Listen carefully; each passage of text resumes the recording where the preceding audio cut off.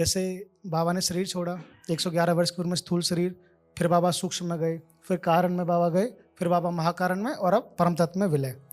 तो ऐसे ही क्या हम उस अवस्था को प्राप्त हो सकते हैं अपनी ध्यान ध्यान साधना के द्वारा, या अपना भाव ऐसा प्रकृति के द्वारा उत्पन्न हो, दरबार के द्वारा ऐसा उत्पन्न हो और उस चरम सीमा तक पहुंच पाएं कि हम उस अवस्था को, स्थूल शरीर को जब हम त्याग करें, तभी हम उस अवस्था को प्राप्त हो जाएं कि हमारा विलय भी परम तत्व में हो, हम इन जगतों में ना जाना पड़े। क्या ऐसा संभव है?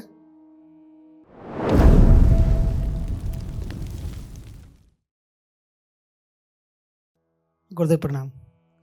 गुरुदेव, एक प्रश्न मैंने आपसे कई बार किया है और आपने उस प्रश्न को हमेशा हंसी में ही टाल दिया। तो जैसे इस बार परम पूज्य बाबा जी वाली घटना जो घटी है, जिसके हम साक्षी हुए हैं, जो हमने अभी देखा है, महसूस किया है, अनुभव किया है। बाबा ने 111 वर्ष की उम्र में शरीर छोड़ा था, अपना स्थूल शरीर। उसके बाद भी बाबा की यात्रा और बाबा की साधना सूक्ष्म में निरंतर बनी रही, चलती रही। और उसके बाद अब वो समय आया जब बाबा का विलय उस परम तत्व में हुआ। तो जैसे हम साधना कर रहे हैं, बाकी भक्त दरबार की जो साधना कर रहे हैं, और अभी हम स्थूल शरीर में अपने निवास कर रहे हैं, तो साधना के क्या हम उस स्तर तक पहुंच सकते हैं कि जब हमारा शरीर छूटे या हमारे अंदर ऐसा भाव जागृत हो दरबार की कृपा से, बाबा की कृपा से, उस स्थिति को हम स्थूल शरीर के त्यागने पर ही प्राप्त हो जाएं, जिसमें बाबा इतने लंबे समय के बाद, जैसे बाबा ने शरीर छोड़ा, 111 वर्ष की उम्र में स्थूल शरीर, फिर बाबा सूक्ष्म में गए, फिर कारण में बाबा गए, फिर बाबा महाकारण में और अब परम तत्व में विलय। तो ऐसे ही क्या हम उस अवस्था को प्राप्त हो सकते हैं अपनी ध्यान साधना के द्वारा, या अपना भाव ऐसा प्रकृति के द्वारा उत्पन्न हो, दरबार के द्वारा ऐसा उत्पन्न हो और उस चरम सीमा तक पहुंच पाएं कि हम उस अवस्था को, स्थूल शरीर को जब हम त्याग करें, तभी हम उस अवस्था को प्राप्त हो जाएं कि हमारा विलय भी परम तत्व में हो, हम इन जगतों में ना जाना पड़े। क्या ऐसा संभव है? Manish had a question that he had posed before Guruji multiple times before, but maybe it wasn't the right time for Guruji to reveal the answer then. But now he posed it again. He asked about the event that all the children of the Darbar witnessed about all revered Babaji and his transcendence into the Supreme Consciousness. And his question was, if a devotee or a student of all revered Babaji goes through the processes of sadhana while he is living in his physical body, will he still be able to transcend into that Supreme Consciousness right after he leaves his physical body? And he may not have to go through so many years of sadhana in the subtle realm. Is that possible? Maniš se zeptal, když teď jsme byli svědky toho, jak Radha Ramananji a Babaji splynul vlastně s podstatou, s vesmírem, tak jak je to z jeho žáky, kteří jsou nyní ve fyzickém těle, dělají svou sadánu, a když opustí tělo, jestli mohou docílit rovnou stejného splynutí, anebo jestli budou muset i v astrálním světě trávit další roky sadánou. अगर सपाट शब्दों में कहा जाए तो संभव है, लेकिन उसके लिए जीवन, पिछले जो जन्म है उनमें उसके द्वारा जो किया गया साधना का जो परिणाम है वो मैटर करता है। दूसरा, बाबा जैसी परिस्थिति सबकी नहीं हो सकती। महाअवतार बाबा जी कह लीजिए, बाबा जी के नाम से संबोधित करते हैं, आप समझ जाइए उन्हीं की चर्चा कर रहे हैं। तो वो संभावनाएं सब में नहीं हो सकती एक साथ। हो भी सकती हैं तो हम उनको नहीं जानते अभी, और उसको जान के हम लोग करेंगे भी क्या। जिसका हमसे संबंध है उसकी चर्चा करते हैं। तो वो जन्मों जन्मों का था। दूसरा कि जब मैं कहता हूँ कि जैसे बन गए हो वैसे बनाते भी जाओ। जिस स्तर पे हमारी समझदारी विकसित हो गई है, उस स्तर की समझदारी अपने आसपास वाले लोगों में भी हम धीरता और वीरता पूर्वक उनमें भी ऐसा स्थिर करते जाएं। ऐसा अपने जैसे समझदारी हमारे आसपास के लोगों में विकसित हो, उसके लिए बहुत ही धीरता की और बहुत वीरता की आवश्यकता है। इसी को धीरता और वीरता कहा गया है।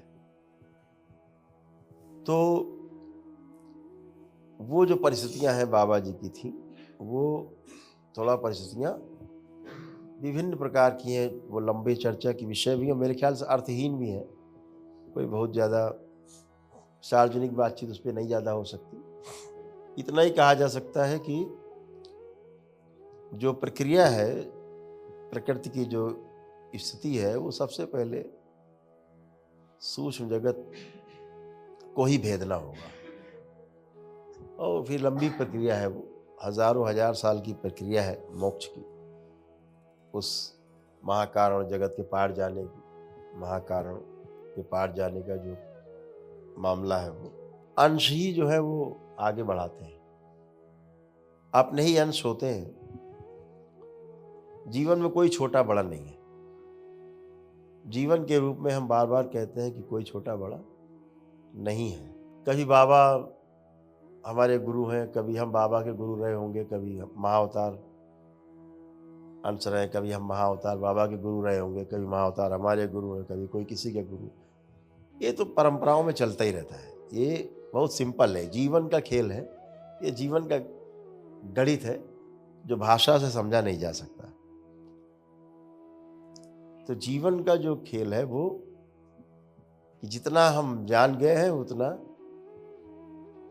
जनाते जाएं और लोगों में उतना अगल बगल माहौल वैसा बनाते जाएं। तो गुरु को अपने मुक्त होने के लिए, गुरु का मतलब होता है जिसको हम केंद्र मान के चलते हैं। गुरु का अर्थ है जिसको हम केंद्र मान के चलते हैं, आइडियल मान के चलते हैं, वो गुरु। तो वो हमारा आइडियल होता है एक समय विशेष के लिए, आइडियल होता है। तो उस समय विशेष के लिए कोई उसका वाहक भी होता है। तो वाहक को शिष्य कह दिया जाता है। शिष्य क्या, जो सीख ले रहा है, वो सीख रहा है, समझ रहा है गुरु से, वो शिष्य है। और क्या है, कल वो भी गुरु हो जाएगा, कल वो भी गुरु होगा। तो क्रम है, लेकिन सामान्य रूप से ये संभव नहीं है कि एक ही बार में कोई महाकारण जगत में चला जाए।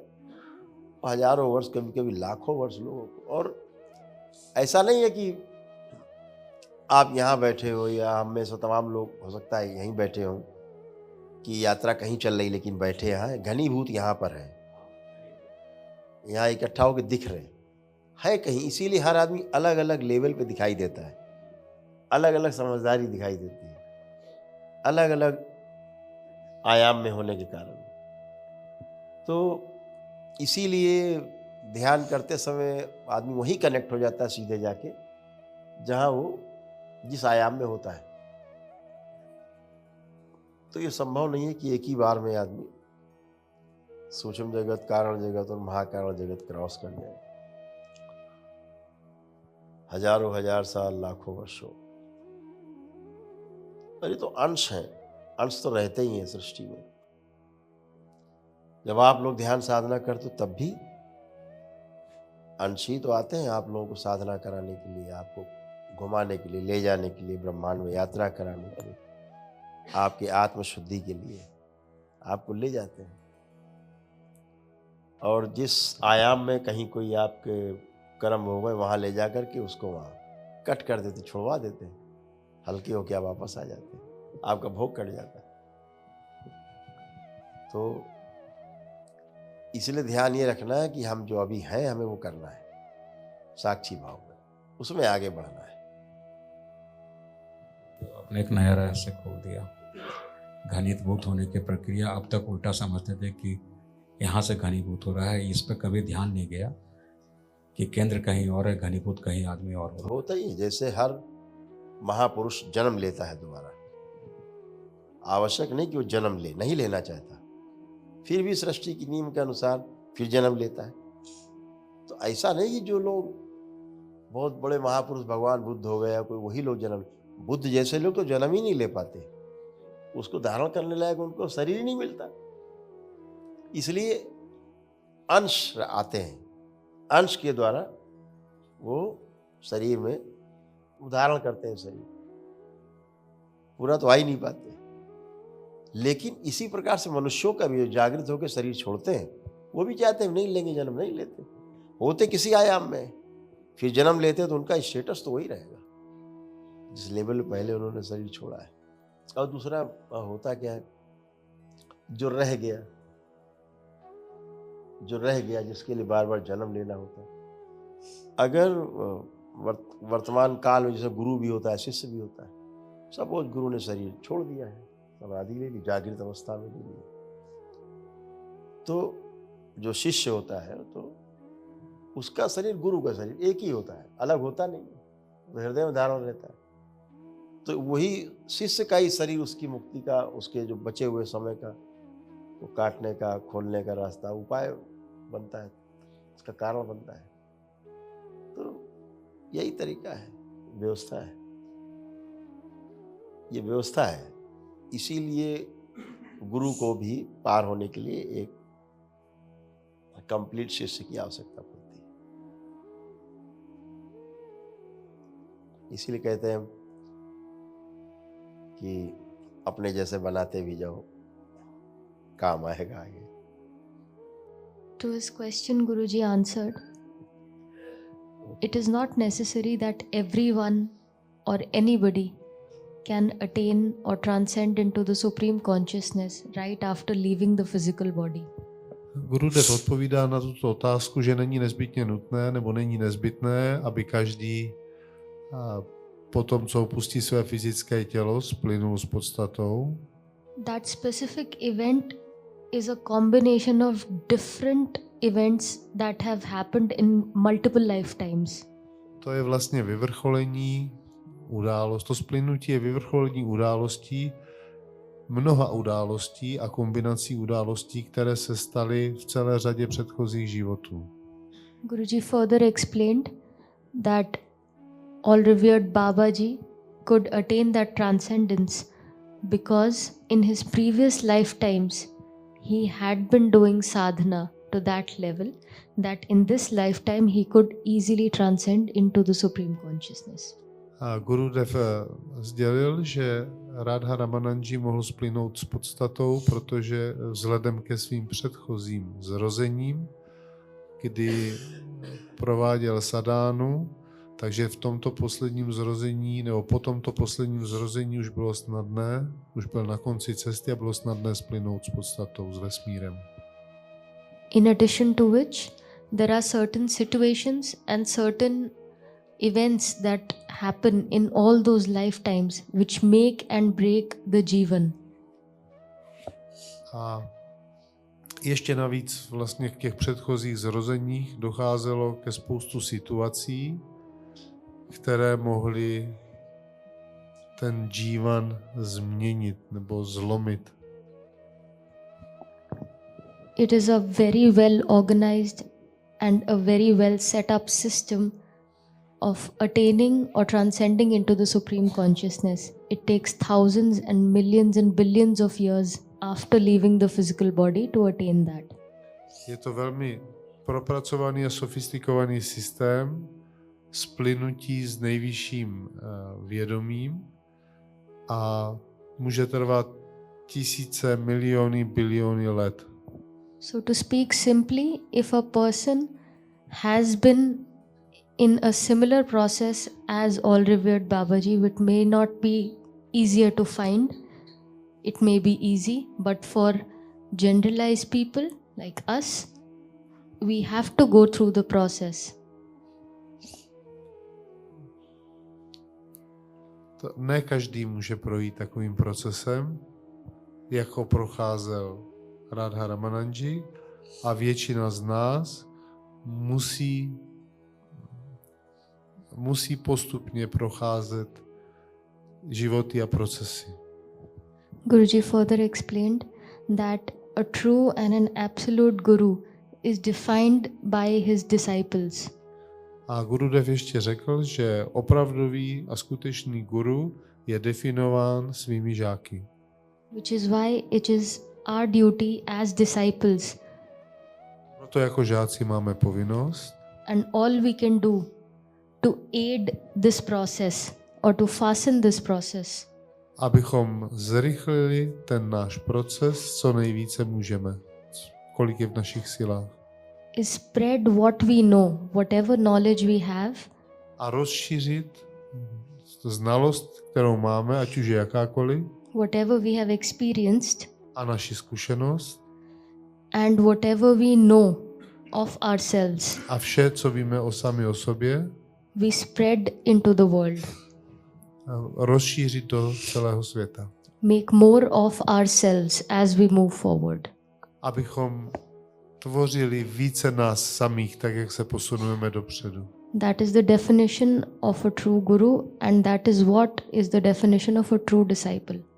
To je definice opravdového gurua a opravdových žáků. अब बाबा जैसे लोग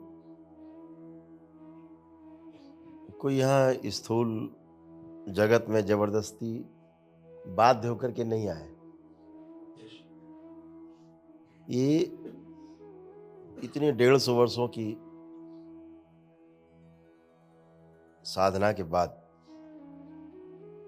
समाज को ये दरबार दे पाए। केवल इस दरबार की स्थापना के लिए 111 वर्ष तक वो स्थूल शरीर में अंश को अपने आबद्ध रखा। महाअवतार बाबा जी 111 वर्ष इस शरीर में आबद्ध रखा। तो अंश के द्वारा ही काम लेते। अब अंश का मतलब ये नहीं कि महाअवतार बाबा यहाँ स्थूल रूप में इस धरती पर है, तो अब वो सूक्ष्म जगत में जाएंगे, पार होके फिर सूक्ष्म से कारण में जाएंगे, कारण से महाकारण जाएंगे, फिर जाके पार जाएंगे। ऐसा नहीं है। थे ही बाहर महाकारण जगत में, तो अंश के द्वारा उन कार्यों को करने के लिए महापुरुष शरीर धारण करते हैं। तो उसी लक्ष्य की प्राप्ति के लिए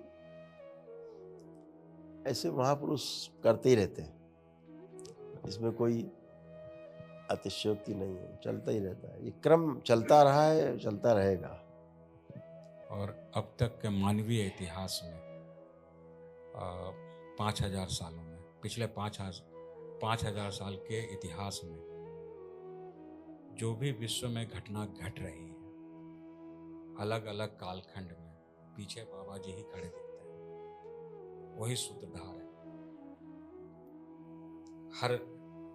हर घटना, पृथ्वी की हर घटना मानव कैसे बेहतर हो, कैसे मानव अपने परम लक्ष्य की ओर बढ़े, समस्त घटनाएं पिछले 5000 वर्षों की जाकर के बाबा जी महाअवतार से ही जुड़ जाती है, बाबा से जुड़ जाती है। अलग अलग कालखंड जिसका प्रत्यक्ष प्रमाण अभी सामने है। हाँ, हर चीज का क्रम है, क्रमबद्ध। हाँ, क्रमबद्ध तरीके से है, क्रमिक उसका विकास है। विकसित होने तक क्रमिक विकास ही है। जैसे पदार्थ अवस्था में कभी रहे हैं ये सब शरीर, और पदार्थ अवस्था से धीरे धीरे वनस्पति अवस्था में गए, कभी जाके हजारों लाखों साल बाद वनस्पति अवस्था से फिर जीव अवस्था में गए, फिर कभी मनुष्य अवस्था में आए गए। ये क्रम है। ऐसे ही पहले आत्मा, फिर आत्मा के साथ बुद्धि, बुद्धि के साथ फिर कभी हजारों लाखों वर्ष बाद चित्त, फिर कभी वृत्ति, फिर कभी मन जुड़ा, तो कभी कंप्लीट हो गया, एटम बना, जीवन बना। ये क्रमिक विकास है, एक क्रमिक है। ऐसे ही ऊपर कि महाकारण जगत के पार से महाकारण जगत, अब वो अंश छूटेगा। अगर यात्रा चल रही, छूटेगा, कुछ जुड़ेगा, कुछ छूटेगा। फिर आ गए कारण जगत, फिर जुड़ेगा, छूटेगा, फिर आए सूक्ष्म में, फिर स्थूल में। अब यहां धरती में गिरे। अब धरती में गिरे, कहां से गिरे? धरती में। तो यहां गिरे तो अब जन्म हो गया। तो अब अगर जाएगा उस महाकारण जगत के भी पार, अब वो उसका आकर्षण वहां बना रहेगा, क्योंकि जहां से वो टूट के आया है उसका आकर्षण तो उसी में बना रहेगा।